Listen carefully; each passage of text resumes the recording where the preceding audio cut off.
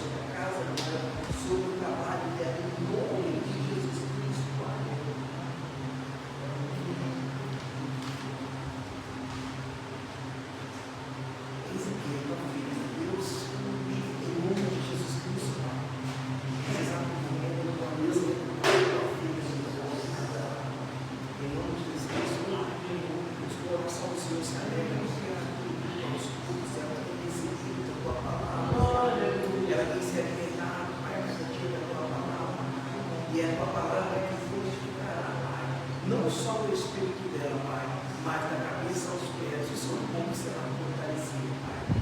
Em nome de Jesus Cristo, Pai, que o Senhor esteja com as Tuas mãos, Pai, sobre a casa dela, sobre cada ponto, Pai, e nos quatro cantos do norte. Pai, em nome de Jesus Cristo, eu abençoo a tua vida, minha irmã, abençoo os teus filhos, a tua casa, meu Pai, do Filho e do Espírito Santo de Deus.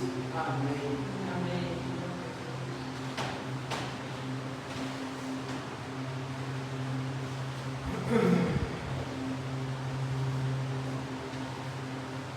Amém, igreja? Amém. Glória a Deus. Antes de a gente começar com a palavra, eu disse que é tempo de recomeçar.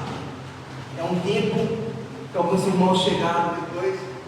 É um tempo de estarmos diante da presença do Pai e renunciar a muitas coisas. É tempo de renúncia, é tempo do novo de Deus, é tempo de busca constante ao Pai. O Senhor, a palavra de Deus fala que as bênçãos já estão sobre nós, mas precisamos vocês, tomar posse delas. E como nós vamos tomar posse da bênção? Com fé, santidade, certeza e caminhar.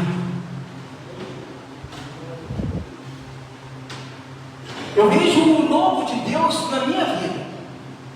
Pastor, você está dizendo que você está vivendo o novo de Deus? Não, eu viverei a partir dessa noite o novo de Deus na minha vida.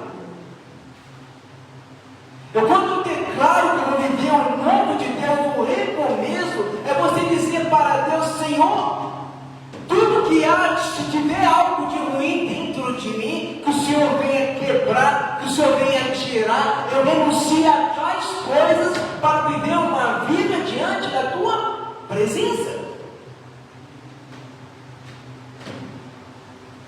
Abre sua Bíblia em Gênesis, o primeiro livro da Sagrada Escritura,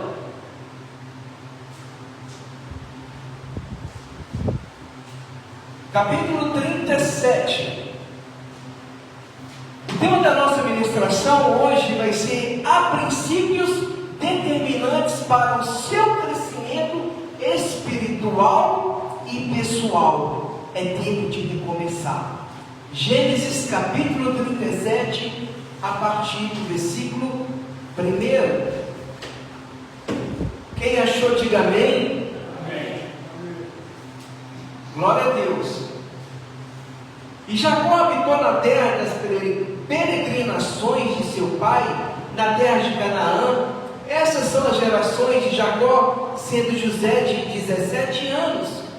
Apacentava as ovelhas com seus irmãos, sendo ainda jovem, ainda com os filhos de Bila e com os filhos de Zilpa, mulheres de seu pai. E José trazia má notícias deles a seu pai. E Israel amava José mais do que a todos os seus filhos, porque era filho da sua velhice, e fez-lhe uma túnica de várias cores.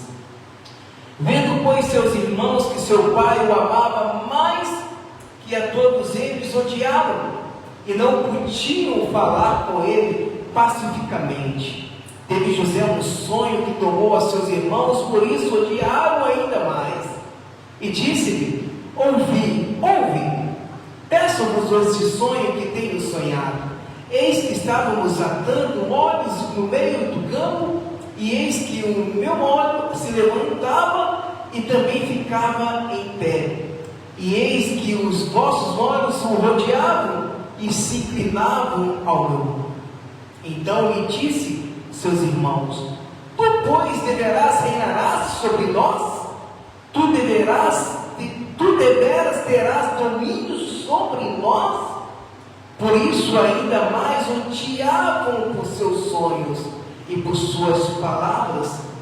E teve José outro sonho, e contou aos seus irmãos e disse: eis que tive ainda outro sonho, e eis que o sol e a lua e 11 estrelas se inclinavam a mim. E contando a seu pai e a seus irmãos, repreendeu o seu pai e disse-lhe: que sonho é esse que estiveste? Porventura viremos eu e tua mãe e teus irmãos a inclinar-nos perante a ti em terra? Seus irmãos, pois, o invejavam. Seu pai, porém, guardava esse negócio no seu coração. tem um plano acerca de todos nós, amém? Deus tem um plano para mim, Deus tem um plano para o pastor Paulo, para o Júlio, para todas vocês. Você, meu amado, que está assistindo, a graça e a paz, que Deus abençoe a sua vida poderosamente. E Deus tem um plano para você também. Deus tem um plano para todos nós. José aqui, então, ele era o queridinho do papai. Ele tinha o quê? 17 anos. Cuidava das ovelhas de seu pai com os seus irmãos. E no versículo 3 dizia que José era o queridinho do papai, porque era filho do quê? Da sua velhice. E para piorar as coisas, José, ele teve um sonho, no qual não foi bem aceito com os seus irmãos. Agora imagina, porque os irmãos iriam se irar com o próprio irmão José? Ciúmes. José era um menino, um garoto, 17 anos.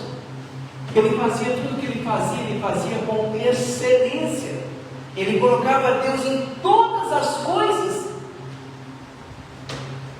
E isso não era visto somente pelo seu pai, mas também pelos irmãos. Então havia aquela coisa dos irmãos pegarem e ficarem de um lado, e José ficava lá cuidando das ovelhas. A pergunta é: José era um garoto triste? Não. José, ele fazia o que seu pai pedia.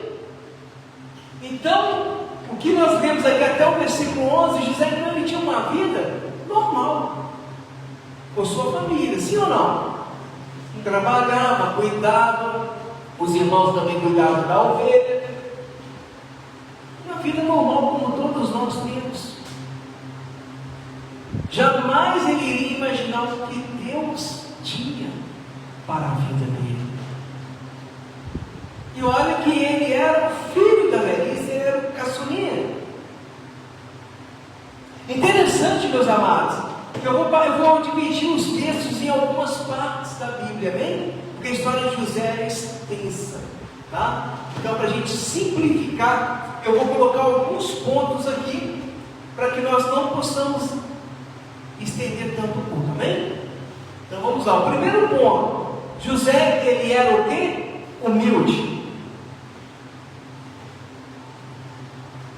Porque sabemos que todo irmão briga.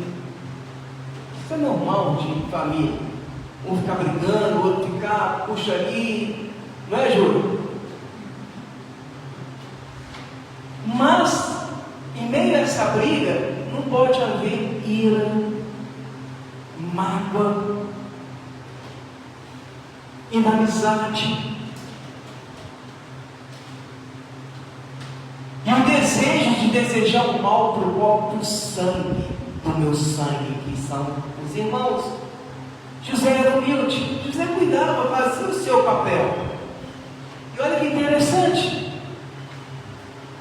Olha bem só, olha bem, José, ele destacava não só pela sua humildade, mas pelo seu dia a dia de trabalho e obediência ao seu pai. Lembra que foi ministrado os princípios da obediência? É um dos princípios, os primeiros princípios que a gente tem que aprender. Se você é obediente e submisso a alguma autoridade, haverá um crescimento da sua parte. Agora, quem não é submisso não é humilde. Por exemplo, vou dar um exemplo. Eu peço um irmão, eu estou ocupado limpando o chão. Eu peço um irmão, por favor, dá para você limpar a cadeira? Aí ele vai dizer: pastor, não dá, porque isso não é obrigação, eu sou empregado. Estão entendendo uma forma simples de exemplo que eu estou dando para vocês? O pastor vira e fala: minha irmã, será que dá para você fazer essas coisas? Eu não tenho, eu estou com a voz ruim. Não, eu não canto no louvor, eu vou fazer, não é minha obrigação. E a irmã Edna e eu não sabemos, né, irmã Edna?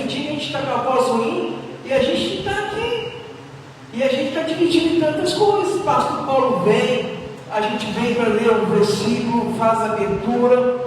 Um exemplo, o pastor Thaís falou que está lá na igreja de Leopoldo. Domingo passado ele fez tudo. Ele fez louvor, ele fez ofertório, ele cantou, ele pregou, ele limpou a igreja.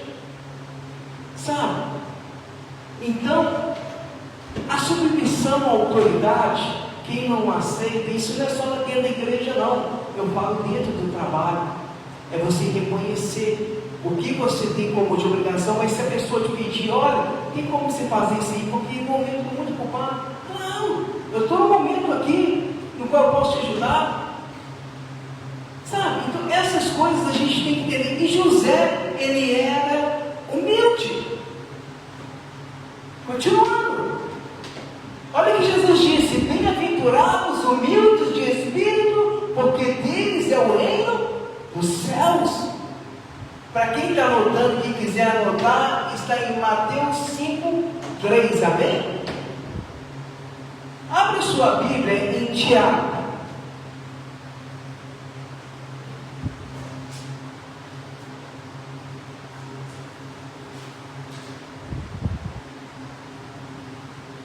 Tiago, capítulo 3. Nós estamos falando do primeiro ponto, humildade. Tiago, capítulo 3, versículo 13.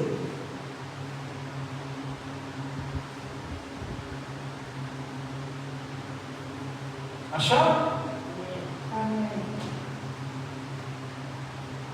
Tiago 3:13. Quem dentre vós é sábio e entendido, mostre pelo seu bom trato as suas obras em mansidão de sabedoria. Olha só, Tiago aqui está destacando a importância de demonstrar sabedoria e enfatiza o quê? Que a verdadeira sabedoria, no qual ele está dizendo aqui, é acompanhada de quê? Humildade.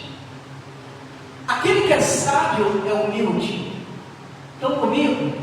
Tiago ele dá um destaque, uma importância aqui, que é através da sabedoria, elas andam com sabedoria, humildade. Continuando. Mas afinal, o que é humildade para nós? Eu anotei alguns pontos. Ser humilde é você agir sem soberba e arrogância. Ser humilde é você reconhecer os seus erros e se prontificar a corrigi-los. É você reconhecer que errou e dizer para aquela pessoa: me perdoa, eu errei e eu vou corrigir. O primeiro princípio para corrigir o seu erro se chama a palavra perdão. Continuando, ser humilde é não usar da sua posição, profissão para pisar nas pessoas. É forte, né? Olha só, ser humilde é você não usar da sua posição para atacar as pessoas, mas reconhecer que um dia alguém te ajudou. Olha só, e onde você chegou hoje foi pela ajuda daquela pessoa. Então não distrata ninguém da sua vida, sabe? Há testemunhos que mães ajudam os filhos, sabe? Acorda cedo, pais, faz a merendinha com a roupa passada, tudo. Os filhos crescem, os filhos casam, mas aí esquecem dos pais. Esquece que algum dia o seu pai, a sua mãe limpou a sua fralda, te levou no hospital quando você estava com febre. Esquece que algum dia eles esteve no momento mais difícil da sua vida, você chegou chorando e eles estavam Então não menospreze, não ataque as pessoas que um dia te fez você estar nessa posição que você está hoje. Estão comigo? Amém. E mais um recado: você não chegou sozinho, sempre é uma pessoa que te ajudou. Continuando, ser humilde é você reconhecer as suas limitações. Exemplo: se alguém me perguntar algo, pastor, o que a Bíblia está dizendo naquele lugar ali? E eu dizer: olha, filha, eu não sei te responder, mas eu vou estudar, eu vou abrir a Bíblia, me dá 2 dias ou 1 dia, que eu vou aprender, eu vou me esforçar e eu vou trazer a resposta para você. Isso é ser humilde, é você reconhecer as suas limitações. Isso não serve somente para o pastor, para um professor, para um advogado, para um engenheiro, para um médico. Ninguém, olha, presta atenção, ninguém sabe de tudo. Estão comigo? Não é vergonha você não saber de algo. Vergonha é você dizer que sabe e não sabe nada. Vergonha é você dizer: olha, eu sei, mas quando vai dar a resposta errada para a pessoa. Continuando. Olha só que interessante.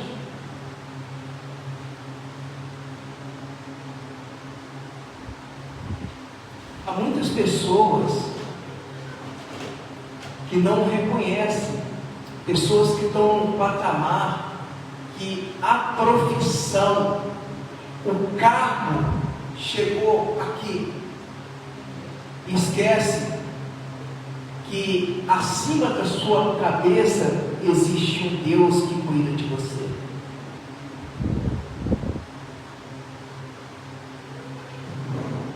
Só que presta bem atenção quando eu disse para você que está assistindo, a limitação vem até aqui. Você pode fazer faculdade, pode fazer mestrado, doutorado, aí inventa uma outra matéria, doutorado 2, 3, 4, 5. Mas eu vou te dizer, haverá sempre uma limitação.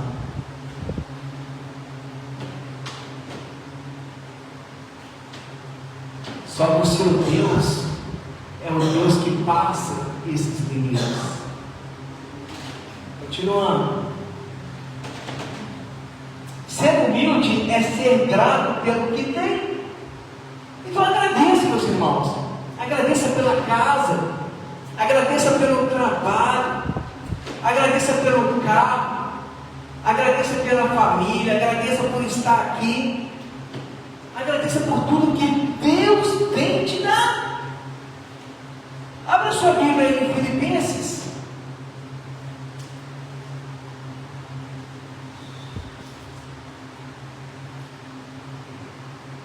Filipenses capítulo 4.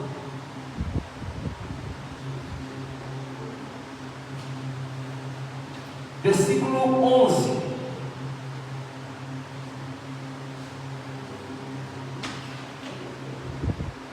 Seja grato, meus amados.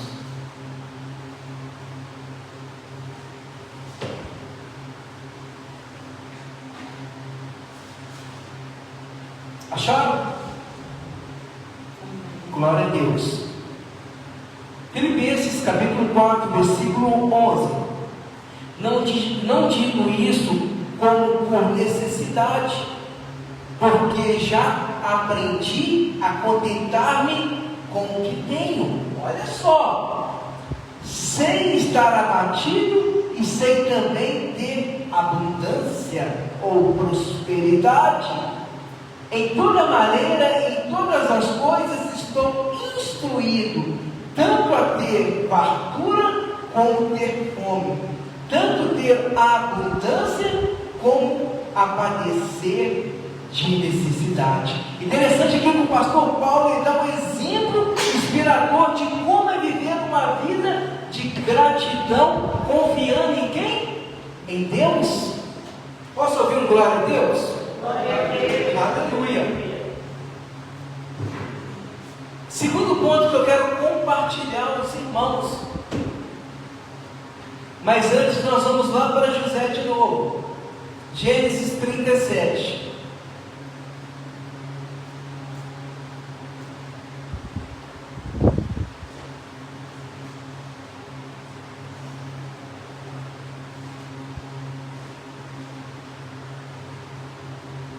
Aleluia. Não precisa abrir sua Bíblia, eu vou tentar fazer um resumo, tá? Então José ele era humilde, mas seus irmãos ficaram o quê? Irados e com ciúmes de José. José então foi ao encontro de seus irmãos a pedido de seu pai. Jacó disse a José: José, seus irmãos estão apacentando as ovelhas lá longe. Vai de encontro, vê se estão precisando, leva uma coisa para ir comer e vê se eles estão bem. Eles tinham o costume disso. Naquela época eles tinham o costume de pegar todas as ovelhas e levavam o rebanho para algum lugar um pouco distante para apacentar. Mas eles teriam que ficar lá porque existiam feras, lobos, cães que matavam as ovelhas. Então eles estavam lá e Jacó ele pediu para José ir de encontro aos seus irmãos. Só que os seus irmãos, de tanta ira, para resumir, José chegou lá e eles tramaram algo contra José. Eles jogaram José em um buraco. José chamando: meus irmãos, mentira, a brincadeira acabou. E eles deixaram José no buraco. Porventura ali estava passando um carro de mercadores. O que seria mercadores? Eles vendiam coisas, perfume, comida, vendiam escravo, comprava. Era um comércio em um lugar que eles iam, mas se locomoviam. Então eles andavam, iriam de cidade a cidade que oferecia aquelas coisas. Então seus irmãos eles tiveram o quê? Uma trama. Aquela pessoa que não está em Deus, a mente ela fica o quê? Suja. Aquela pessoa que carrega ira, rancor, mágoa, pode ter certeza que o coração está cheio de coisas ruins. Então os irmãos eles tramaram contra José. Pegaram José, tiraram do buraco, para resumir, venderam José para aquelas pessoas. E nós vemos aqui no versículo 3 que Jacó lhe fez uma túnica bonita com pedras para José. Eles pegaram essa túnica de José e venderam José e ficaram com a túnica. Aí o que eles fizeram? Eles pegaram essa túnica, mataram um cabritinho, sujaram de sangue e levaram para o seu pai. Mas por que eles não mataram José? Ninguém estava vendo. Olha como que Satanás ele é astuto, sabe? Eles não mataram José porque não podia matar aquela pessoa que é sangue do sangue deles. Eles não podiam manchar com o próprio sangue de sua família. Então eles decidiram: se eu vender José, nós não vamos ver José mais. E aí eles sujaram o sangue do cabritinho e levaram para o seu pai, dizendo: pai, José, a gente achou a túnica com sangue, a fera o matou, ou seja, um lobo, um cão, não sei, tá? A Bíblia minha relata que foi uma fera que o atacou. E aí Jacó chorou, mas onde que eu quero chegar com os irmãos?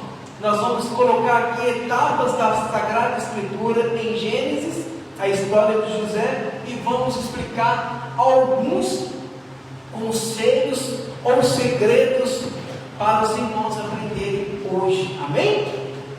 Continuando. José então ele trabalhou como escravo, depois ele foi vendido para chefe da guarda, que é o Potifar, E nós vamos entender algo. Quando José ele foi vendido como escravo, ali não era o fim, e sim o recomeço na vida de José. É forte, né? Talvez você está sendo lançado num lugar que você está dizendo é o meu fim, mas já pararam para pensar que é Deus que está permitindo que você passe por isso para um crescimento seu. Olha que interessante. Nem tudo que você vê aos seus olhos é o diabo que coloca. Às vezes é Deus provando, às vezes é Deus permitindo, às vezes é Deus falando: olha, eu vou te colocar ali, mas em nenhum momento eu vou largar de você, mas você vai crescer. É necessário às vezes na nossa vida a gente passar uma sacudida, algo que vai talvez nos deixar chateado, para que nós possamos recomeçar a nossa vida. Estão comigo? Deus vai recomeçar algo na sua vida.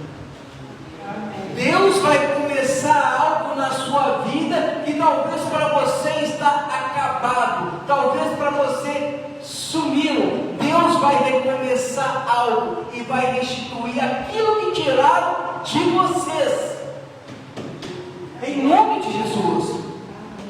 Porque Deus não é um Deus fraco, Deus não é um Deus de fraqueza,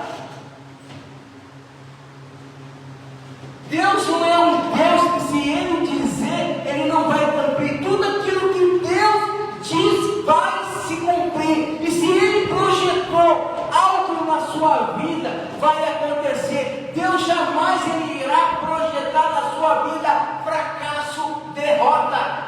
Deus não te criou para você ser um derrotado. Deus não te criou para você ser um fracasso.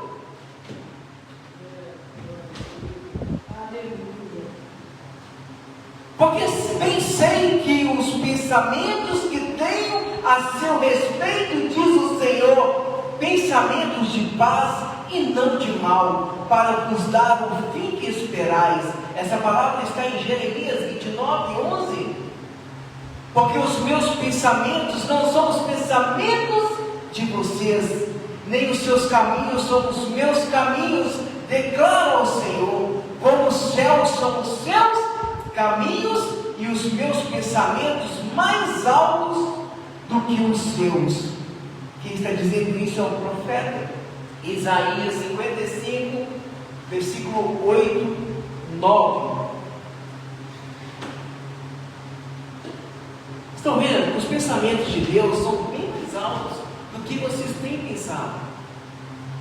Aí a pergunta é: será que realmente nós estamos focados no que Deus tem para nós? Será que chegar uma batalha, algo ali que vai chegar, vai enfraquecer?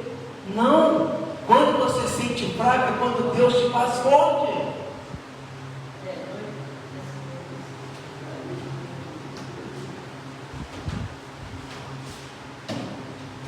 Nossos pensamentos e caminhos, quando eu disse, são o quê? Limitados. Os de Deus são infinitamente mais altos e sábios. Nós temos limites em nossos erros. Exemplo: se eu estou aqui tem um penhasco, se eu estou aqui tem um mar, se eu pular eu caio no mar. Sim ou não? Há uma limitação de onde eu posso chegar. Mas para Deus, quando age na sua vida, Ele te faz andar sobre as águas. Deus é um Deus no qual Ele pode todas as coisas. Repita comigo: Deus tem um plano para a minha vida. Receba em nome de Jesus. Então Deus tinha o quê? Um plano para José. Algo tão grande que Deus tinha, que se José estivesse em sua casa, ele não receberia daquilo que Deus tinha para ele. Então às vezes é necessário você sair de onde você está para que você venha crescer em outro lugar. Haverá crescimentos no qual você talvez vai passar anos e anos e anos no mesmo lugar. Mas Deus está dizendo, enquanto você ficar aí, enquanto você não se posicionar, eu não posso fazer nada. Porque antes de eu te dar algo grande, você vai ter que passar por processos, por propósitos. Porque é nos processos que você vai crescer, é nos processos que você vai se fortificar. Então José teve que sair, não foi os irmãos que colocaram ele ali como escravo, entenda, foi Deus que permitiu, Deus que enviou, foi Deus, meus irmãos, foi Deus que enviou.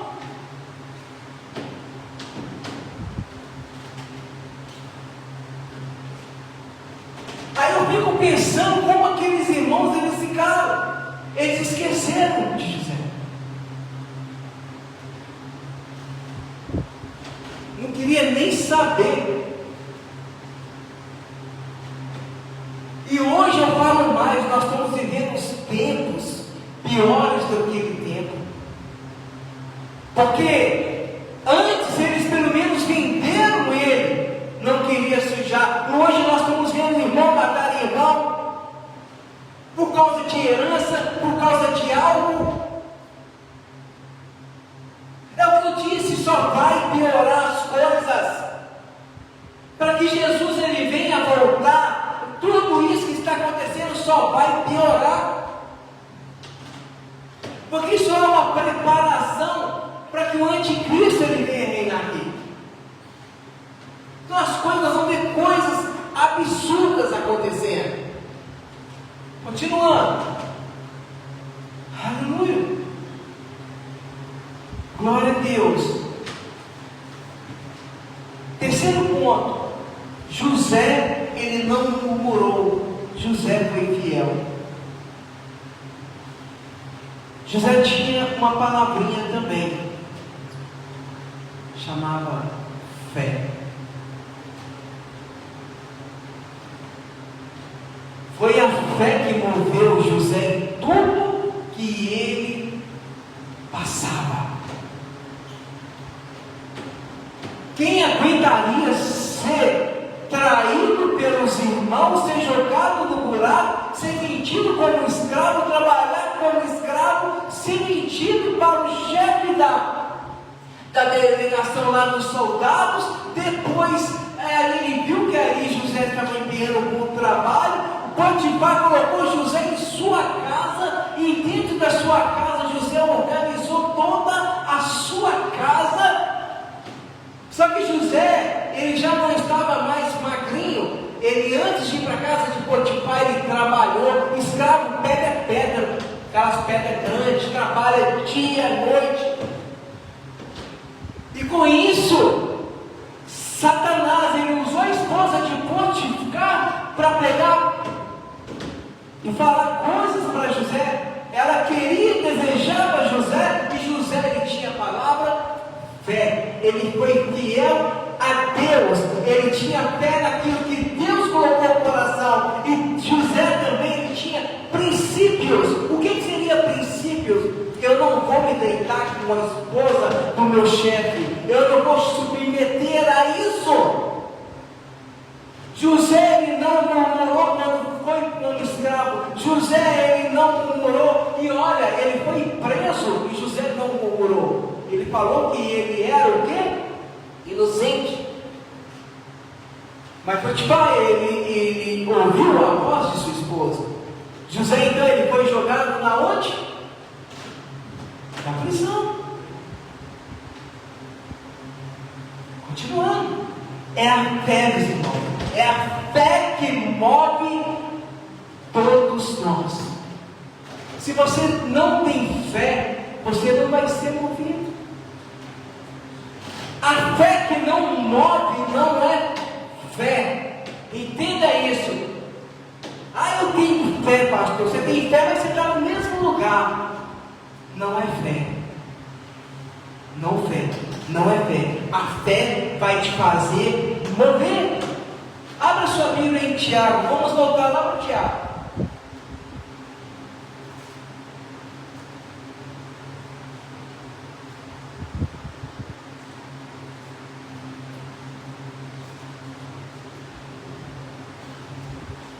Tiago, capítulo 1, versículo 5.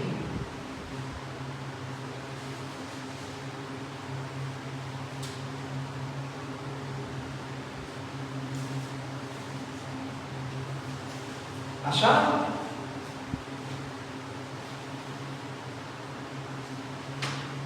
Tiago 1, capítulo 1, versículo 5. E se algum de vós tem falta de sabedoria, peça a Deus, que a todos dá liberalmente, e o não lança em rosto, e ser-lhe a dada. Mas olha interessante, olha o que o versículo 6 está dizendo. Peça, porém, olha, existe ali, não, peça, vírgula, porém, vírgula, a gente tem que entender. Peça, porém, com fé, em nada duvidando, porque o que duvida é semelhante à onda do mar, que é levada pelo vento e lançada de uma para outra parte.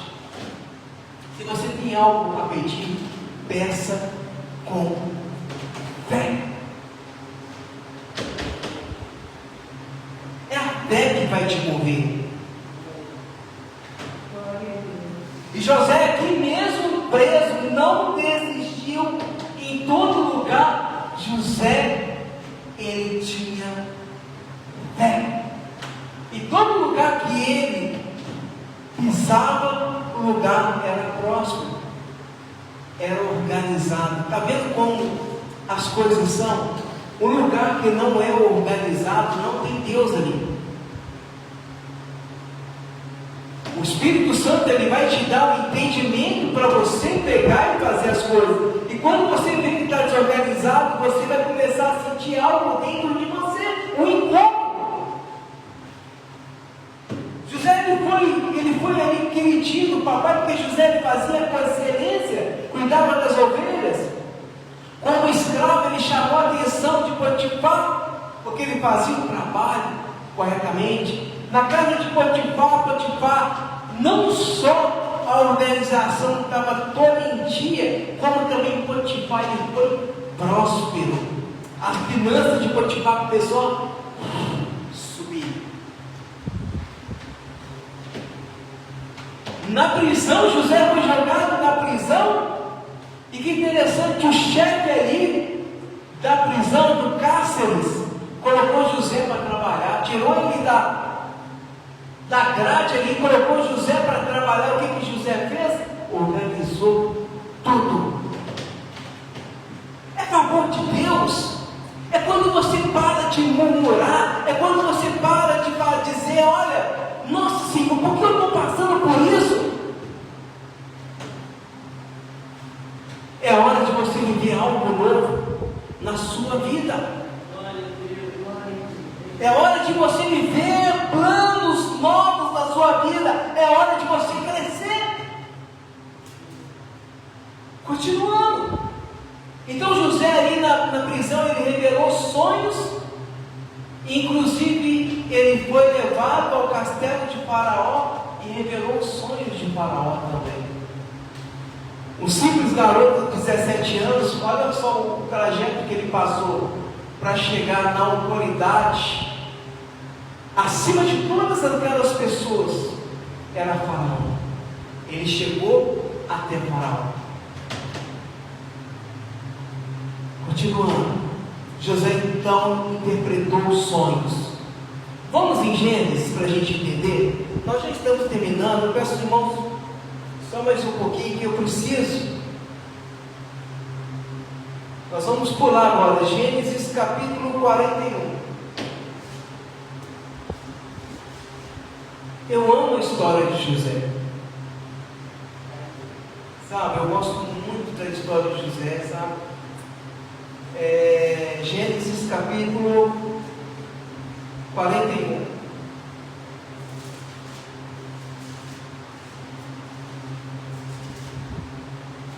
Acharam? Então vamos lá. A partir do versículo 14. Então mandou o faraó chamar a José, e o fizeram sair logo do cárcere, e barbeou-se, e mudou as suas roupas, e apresentou-se a faraó. E faraó disse a José: eu tive um sonho, e ninguém há que interprete, mas de ti ouvi dizer que quando ouves um sonho, o interpretas. Vamos parar por aqui agora, porque nós vamos ver o 16. O que José vai dizer para Faraó é o que uma pessoa que é ministrada e guiada pelo Espírito Santo vai dizer. Não sou eu que faço, é Jesus Cristo. Não sou eu que prego, é a palavra de Deus. Não sou eu que faço, é Jesus Cristo que fez. Não sou eu, pastor, você me curou naquele dia? Não sou eu, é Jesus Cristo que cura.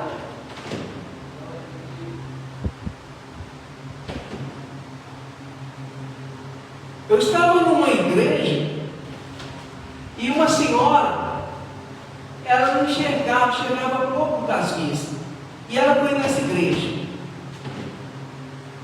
E aí na hora do mover chamou ela: quem está com alguma coisa, quem me enxerga? Ela não era cega, ela enxergava pouco. Aí chamaram ela na frente, orou. Aí fez assim com o olho dela assim: você está enxergando? Estou.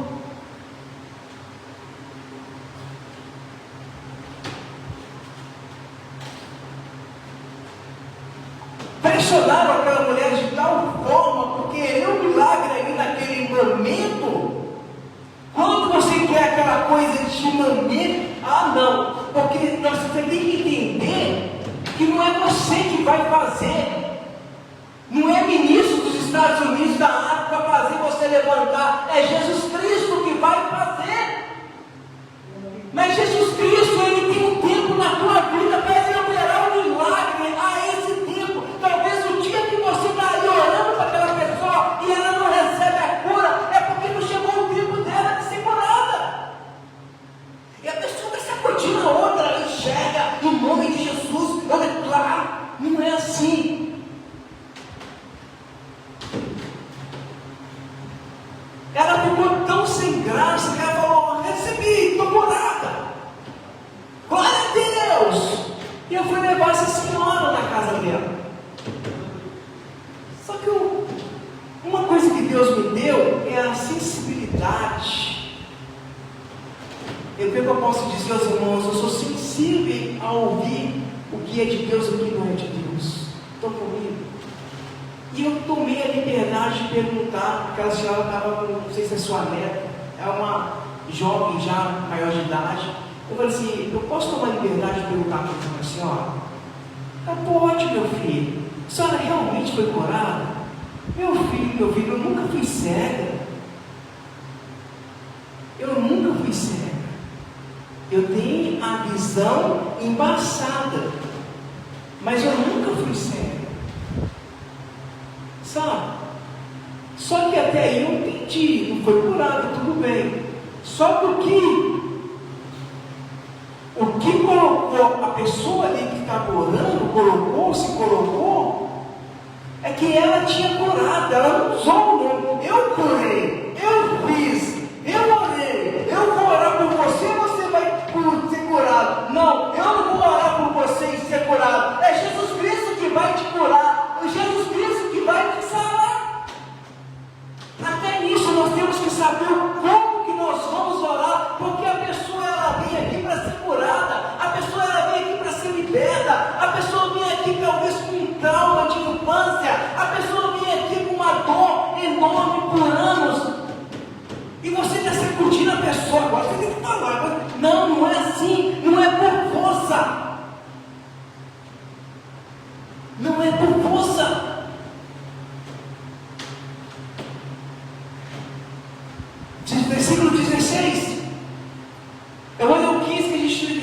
só para a gente entender o texto e o contexto. E Faraó disse a José: e tive um sonho e ninguém há de que interprete, mas de ouvir dizer que quando ouves os sonhos, o interpretas. E respondeu José a Faraó, dizendo: isso não está em mim. Deus dará resposta de paz a Faraó. A resposta vem de Deus.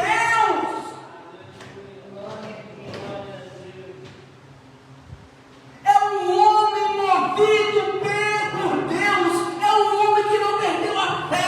José não perdeu a fé. José não perdeu a esperança. Porque a fé moveu José até ele passar por tantas coisas. A fé trouxe José no palácio de Faraó. E José diante do rei, diante de Faraó, José disse: não está em mim, está no Deus que eu sirvo.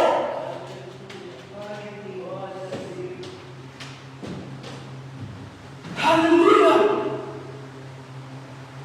Aleluia! Aleluia! Pulando para o 25, no mesmo capítulo, pula para o 25, amém? Continuando. Então disse José a Faraó: o sonho de Faraó é um só. Eu vou ler um pouco mais rápido, a gente vai ler um pouquinho, tá? Um pouquinho a mais. Vamos lá. Aleluia. Então disse José a Faraó: o sonho de Faraó é um só. O que Deus há de fazer mostrou a Faraó. Versículo 26. As 7 vacas formosas são 7 anos. As 7 espigas formosas também são 7 anos. O sonho é um só. As 7 vacas feias à vista e magras que subiam depois delas são 7 anos. E as 7 espigas miúdas e queimadas do vento oriental serão 7 anos de fome. Esta é a palavra que tenho dito a Faraó. O que Deus há de fazer mostrou a Faraó. E eis que vem 7 anos e haverá grande fartura em toda a terra do Egito. E depois dele levantar-se-ão 7 anos de fome. E toda aquela fartura será esquecida na terra do Egito. E a fome consumirá a terra. E não será conhecida a abundância na terra por causa daquela fome que haverá depois, porquanto será gravíssima. E que o sonho foi repetido 2 vezes a Faraó. É porque esta coisa é determinada por Deus, e Deus se apressa em fazê-la. Portanto, Faraó previna-se agora de um homem entendido e sábio, e o ponha sobre a terra do Egito. Faça isso, Faraó, e ponha governadores sobre a terra, e tome a 5ª parte da terra do Egito, nos 7 anos de fartura, e ajunte toda a comida destes bons anos que vem. Amontoe o trigo debaixo da mão de Faraó para mantimento nas cidades e o guardem. Assim será o mantimento para provimento da terra, para que os 7 anos de fome que haverá na terra do Egito, para que a terra não pereça de fome. E essa palavra foi boa aos olhos de Faraó e aos olhos de todos os seus servos. Amém, igreja? A palavra e o último ponto se chama planejamento. Você quer viver o novo de Deus? Planejamento. Nós lemos que Deus veio sobre a vida de José, interpretou os sonhos, e José orientou o que Faraó como faria. E o que José fez? Planejou. José simplesmente deu a Faraó: você vai ter que fazer isso, isso, aquilo, e não vai haver fome. Você vai estar com o seu estoque que vai dar para alimentar todo o Egito. Planejamento, meus irmãos. E você tem planejado a sua vida? Você tem colocado Deus quando você vai fazer um planejamento em sua vida?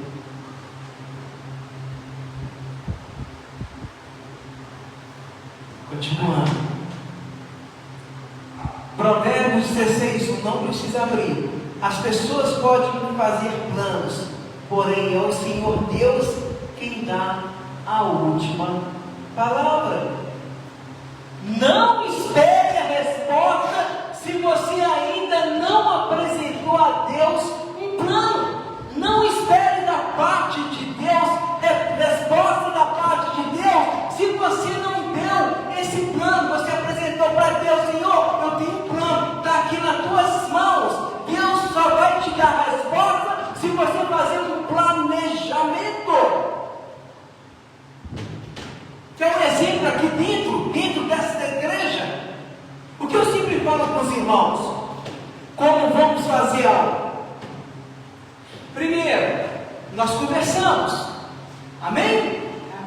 Depois nós passamos para o papel. Lembra que eu sempre falo? Eu gosto de anotar e eu vou orar em cima. Eu faço isso. Depois que eu coloco no papel, eu oro. E depois nós apresentamos a Deus. E a resposta vem de quem? Vem dele. Agora, eu falando por mim, eu já fiz um planejamento, eu determinei as coisas em minha vida, eu fiz todo esse processo que eu falei com vocês. Quando chegou vindo a resposta de Deus, ele disse: oi, não é isso que eu quero para a tua vida. Eu passei por todo o processo, Senhor, eu fiz tudo, eu apresentei, eu fiz o planejamento. Aí chega no final, Deus fala: ele contraria o que eu pedi. Deus vai dizer: não é isso que eu quero para você. Eu vou me frustrar, meus irmãos. Isso que acontece com muitas pessoas. Faz até um planejamento, mas você, sua cabeça não está em Deus, na confiança que Ele pode fazer, que Ele quer o melhor para você. Se sua confiança não está nele, você vai se frustrar. Haverá um turbilhão de coisas na sua vida, apresentação de tanta coisa, mas se você não orar, se você não planejar, haverá momentos que você vai estar com tudo aí. Nossa, eu já estou no último estágio, de onde que eu tenho que pegar e fazer as minhas coisas. Agora só a resposta de Deus dizer amém, está com tudo, glória a Deus. Aí Deus vira para você e fala: não, eu vou me frustrar? Não, nunca, não se frustra. Se você está em Deus, não frustra. Sabe por quê? Porque os planos dele, os projetos, aqui tudo que você sonhou, seus planos, projetos, sonhos, tudo que você projetou na tua vida toda, tudo não chega aos pés do que Deus sonhou para a tua vida, do que Deus almejou para a tua vida, do que Deus quer para a tua vida, do que Deus reconhece que é bom para você, porque é dele, é por ele, são todas as coisas.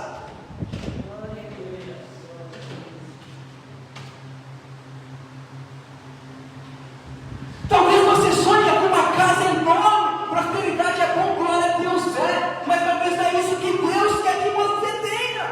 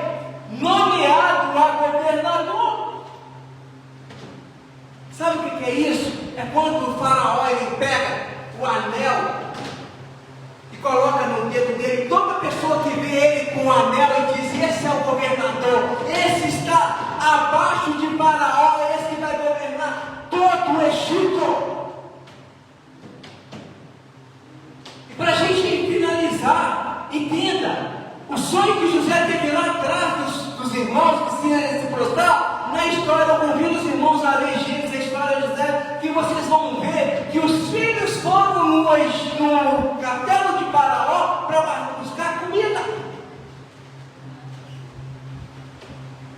E chegou um momento ali que José, ele reconheceu os seus irmãos, chamou, pediu para eles comerem, jantarem ali na mesa de José, o governador, eles estavam ali.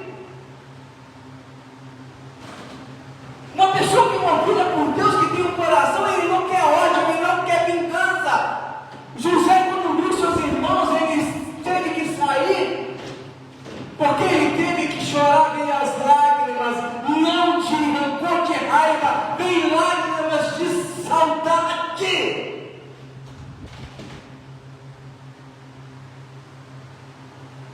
José abraçou seus irmãos, José, ele viveu com sua família ali, farto, cheio de fartura. Eu convido os irmãos a se colocarem sobre os seus pés. Aleluia.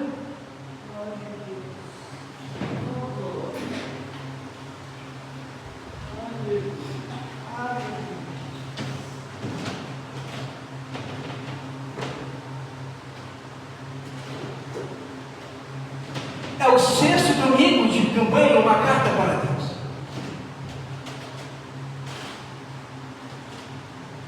Isso aqui se chama planejamento.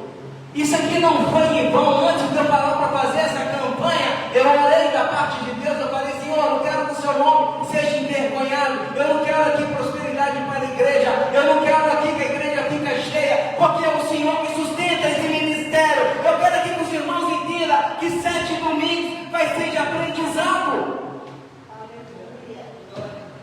Eu quero que gere fé, a mesma fé que gerou em José, que é a certeza que tudo aquilo que vocês pediram pode acontecer. Planejamento. Por que eu pedi aos irmãos para fazer a carta à mão? Porque na digitando é muito tranquilo. Você pode até falar no computador, você fala, o próprio computador digita para você. Agora a mão não. A mão você está escrevendo uma carta para o seu Deus, para o seu Pai. Está vindo do seu curso, está vindo da sua vontade, da sua certeza que Ele é o teu Pai. Aleluia.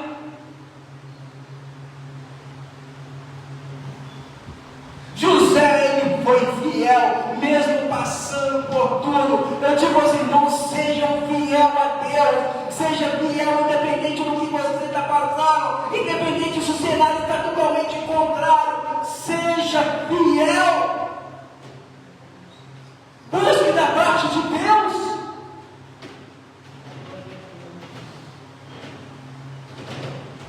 Você está esperando o que para viver o novo de Deus?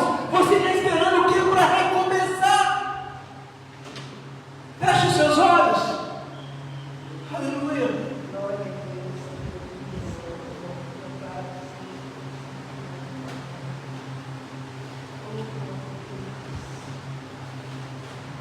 Meu Deus, meu Pai, em nome do meu Filho Jesus Cristo, somos gratos, meu Deus, por tudo que o Senhor tem feito em nossas vidas. Somos gratos porque a cada domingo nós estamos crescendo, Pai. Há um crescimento vindo da parte do Teu trono, Pai, para com todos nós.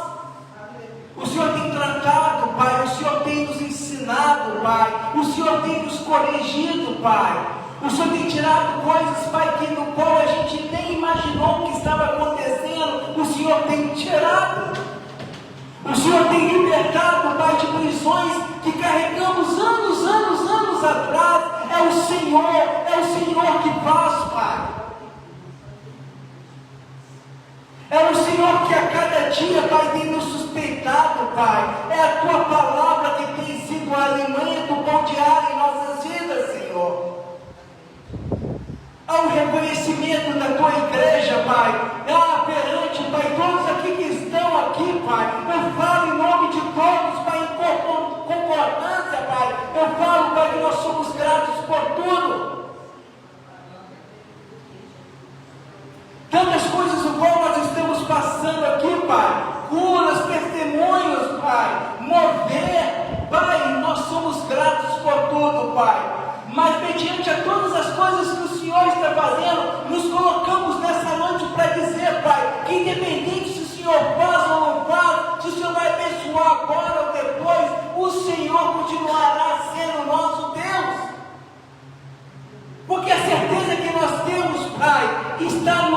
Senhor. E nós sabemos, Pai, que essa certeza, quando está no Senhor, o Senhor fará, o Senhor vai libertar, o Senhor vai curar, o Senhor vai tirar aquele do cativeiro, o Senhor vai tirar aquele da prisão da depressão, prisão de algo que está carregando por anos. É o Senhor que tira, a honra é para ti, a glória é do Senhor, Pai. É somente o Senhor que faz.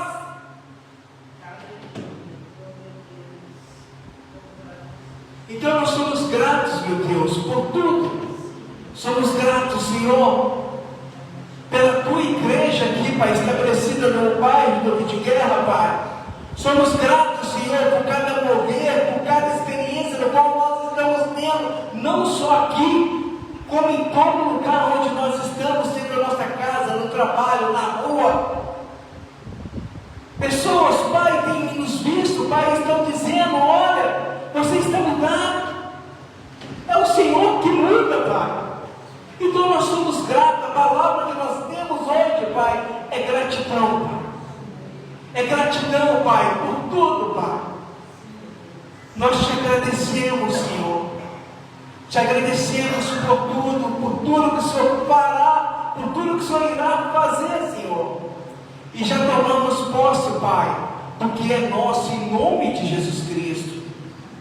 Eu oro, meu Deus, meu Pai, por cada irmão que não pôde estar aqui presente, Pai. Abençoa a vida deles, abençoa a casa deles, Pai. Abençoa a família. Abençoa, Pai, os moradores do bairro Rio de Guerra. Abençoa, Pai, a cada família, Senhor. Tantas casas desse bairro, Pai. Em nome de Jesus, Pai. Vai de cada casa, Pai, e derrama a tua bênção, Pai. E opera onde precisa ser operado. E desde já, Pai, nessa noite eu declaro que o Rio de Guerra é do Senhor Jesus. Eu declaro e não aceito, Pai. Eu não aceito, Pai, em nome de Jesus, que nenhuma opressão esteja sobre esse bairro. Eu oro pelos nossos familiares, filhos, pela nossa família, Pai. Age onde precisa agir, Pai. Move as suas águas, Pai, onde precisa se mover, Pai. Mas em nome de Jesus Cristo, Pai, se necessário sim, Pai, corrija, porque o Senhor é Pai. Em nome de Jesus Cristo, Pai, nós te agradecemos e bendizemos o teu santo nome, em nome de Jesus Cristo. A igreja diz? Amém. Pode se assentar.